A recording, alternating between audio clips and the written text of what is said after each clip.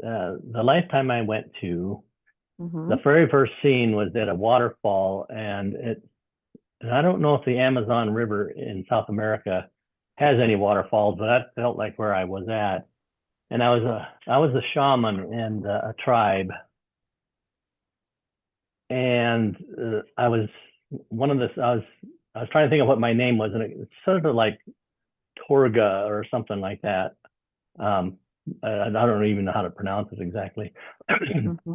But my responsibility is I was kind of the healer in the tribe, and I got so I was one scene was this older man was dying, and actually is my older brother in this lifetime who actually just passed away about a year ago. Mm-hmm. And I didn't like that burden of sort of like the whole tribe wanted me to save him somehow or heal him or make it so he would live longer. Mm-hmm. And I realized I didn't want to have that burden anymore. Mm-hmm. And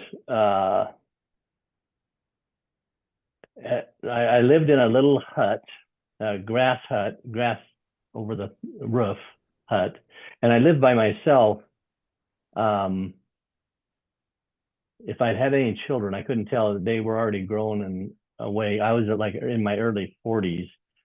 Mm-hmm. And then when I was lifted up to master's, higher learning, the message was that my job was to be sort of like a crystal and allow light to flow through me. It was not my job to make the light flow through, the light of healing to flow through me.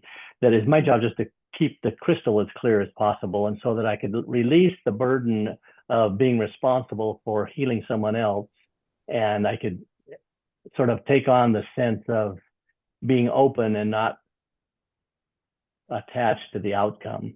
And so when I went out to the future, it was like bit by bit, as long as I do what I can to keep my crystal clear, Mm-hmm. that I can have more fun with healing, and there's less sense of a burden or responsibility of Mm-hmm. the outcome of, if someone's going to get healed or whatever. So Yeah, fantastic. Well done.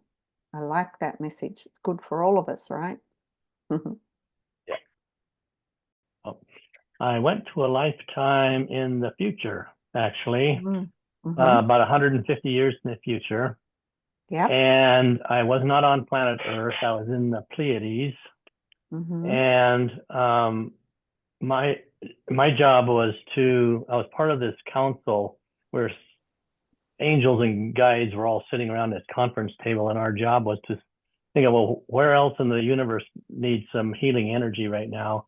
And I had this staff with this big, tall crystal in it. And what I was able to do is sort of open myself up to healing energy coming through my head and down my neck and through my shoulders and through my arms and into the staff and then out through this crystal. And it would just shine out, and it would sort of raise the vibration of anybody that was in the vicinity. And the lesson I learned was to recognize the power of humility and surrender. Power of humility and surrender. I like it.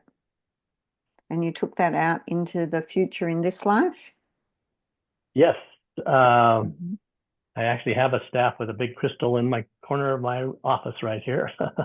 That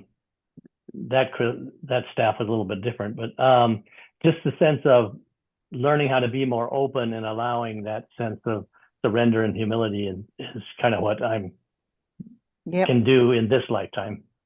Yep. Open and allow. I like it. Well done. Yep.